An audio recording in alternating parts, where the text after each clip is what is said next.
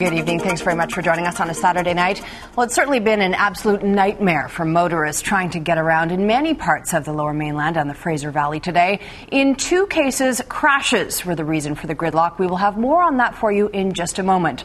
First up, though, a lot of the frustration and anger in Vancouver was centered on the Burrard Street Bridge as city crews prepared for the bike lane trial that is set to start on Monday. Many drivers already letting their thoughts be known about the project, and it is aimed directly at Mayor Gregor Robertson. Michelle Miller has our top story tonight. While the signs were just being put up, the gridlock had already begun. Motorists were backed up on the Burrard Street Bridge for much of the day, while city crews worked to prepare it for Monday's launch. That's when motorists will give up one of their 6 lanes for a protected bike lane. It's considered a trial by the city, something that may or may not last. But many motorists were already testy. I know there's been a few people that kind of shook their heads, but they're paving the streets, they're relining the streets, they're putting up bollards over here for the bike lane. I mean, there's lots going on. So, my only advice is Cambie Street Bridge looks like a really good bet today. That's because the Granville Street Bridge was backed up as well. Motorists sat in their cars fuming, complaining about the project's $1.45 million price tag and dreading their Monday commute to and from work. This is ridiculous. How long have you been waiting? We've been on here for 25 minutes. I like bikes, but it's not the right bridge.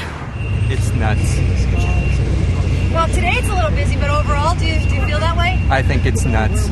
The bumper-to-bumper traffic took so long, one bus rider jumped off in frustration and began walking. That's the bus I got off of, and I stopped, took some pictures here, the beautiful view. I think it'll flop like it did last time. I think it's an insane waste of money. People who don't even know what it's going to be like necessarily are already up in arms about it, and that's unfortunate. Since its announcement, the bike lane trial has had motorists irate. Today, many expressed their opposition loudly, placing the blame on the mayor. Gregor Robertson should be hung. What? What? One more time. Well, this is absolutely stupid.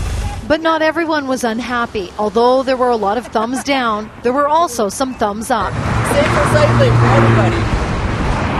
It'd be great for the people. Good. How about for you and your deliveries? I get paid by the hour, so the longer it takes, the better for me. Despite the outcry and congestion, the Vancouver Area Cycling Coalition couldn't be more pleased, and they hope others will eventually get on board. If we want a green city, if we want a pollution-free city, we're all going to have to make our changes. And some of these people are, hopefully, they'll think about trying to walk across the bridge, and they'll think about trying to cycle across it and see if it fits in their lifestyle, the lifestyle of their family, their kids. While the bike lane doesn't officially open until Monday, the road rage has already begun. You get a ticket for that.